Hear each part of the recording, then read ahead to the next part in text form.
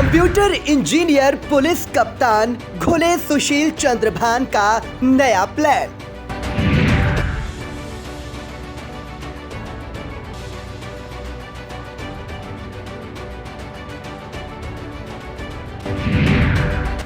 दंपति के दरकते रिश्तों को जोड़ रही सीतापुर पुलिस।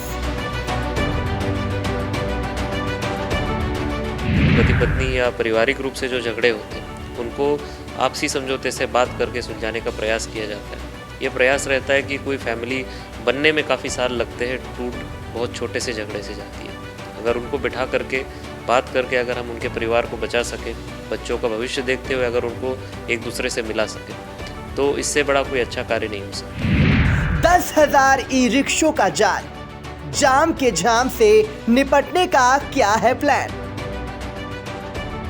ई रिक्शा काफ़ी हर जनपद में हो चुके हैं और सीतापुर में भी आप देखेंगे तो लगभग पूरे जनपद में 10,000 के आसपास ई रिक्शा है और शहरी एरिया में भी काफ़ी उसमें ई रिक्शा है।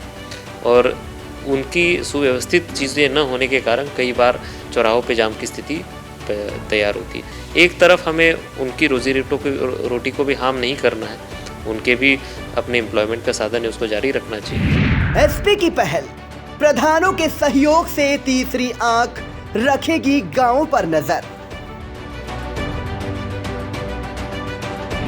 हम गांव-गांव में भी प्रधानों को इसमें प्रेरित करें कि वो उनके ग्राम पंचायत में जो पैसा आता है उसके माध्यम से एक 4 या 5 कैमरे का सिस्टम वो अपने ग्राम पंचायत में लगा ले। इतना अगर हर प्रधान उसके ग्राम पंचायत में कर लेगा तो मुझे लगता है उसके ग्राम में भी अगर कोई चोरी की घटना है, हम एक बार सभी प्रधानों से एक बार पुनः कनेक्ट होंगे गाँव में।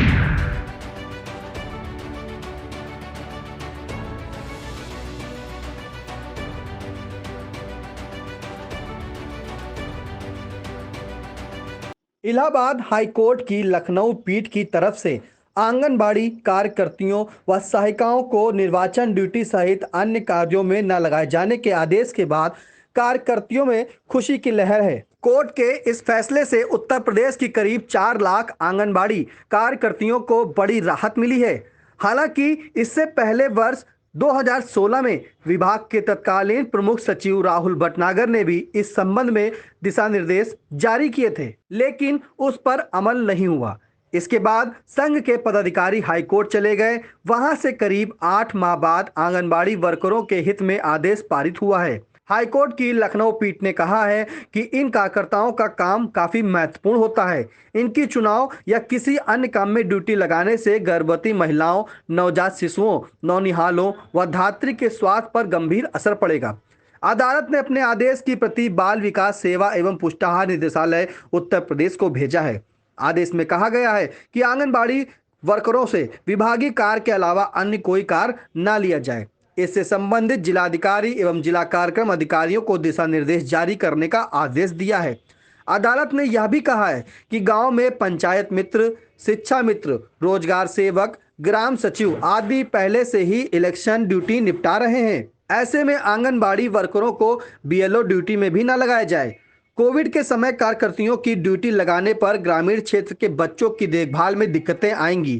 कोर्ट ने अपने आदेश में कहा है कि कार्यकर्तियां एक महत्वपूर्ण हिस्सा हैं। नौनिहालों की उचित देखभाल के लिए आंगनबाड़ी वर्करों की ड्यूटी न लगाने का यह निर्णय लिया गया है ताकि बच्चों और गर्भवती महिलाओं को पूरा पोषण मिल सके। इंडिया के सीतापुर संवाददाता अविनाश चंद्र मिश्रा ने महिला आंगनबाड़ी कर्मचारी संघ के प्रदेश अध्यक्ष गिरीश चंद्र पांडे से फोन लाइन पर बात की। आप भी सुने वह क्या बोले।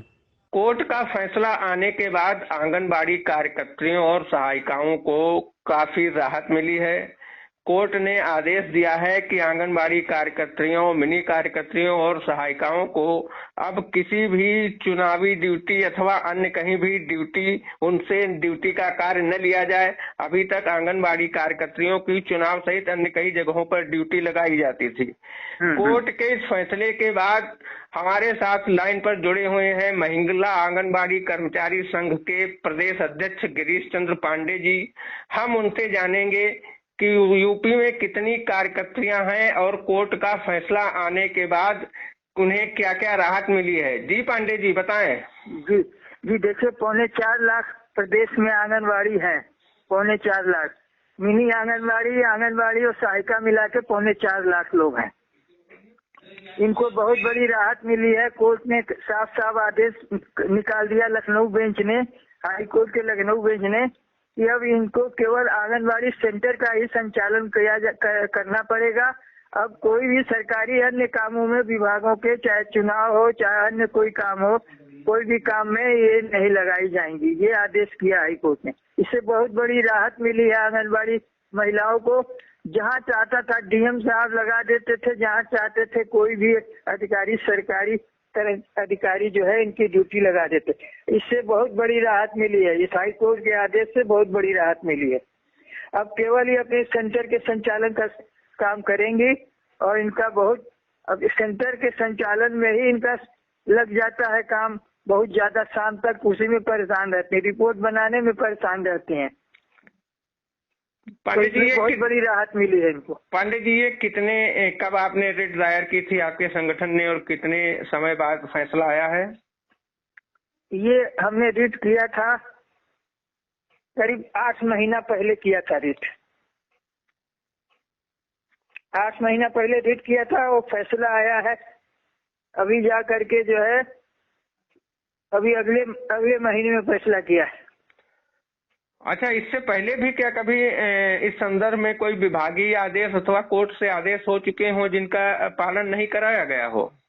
ऐसा नहीं हुआ? कोर्ट से आदेश नहीं हुए थे, लेकिन विभाग में हम लोग लिखते पढ़ते रहे हैं और हमने कहा कि भाई सेंटर का संचालन रुक जाएगा।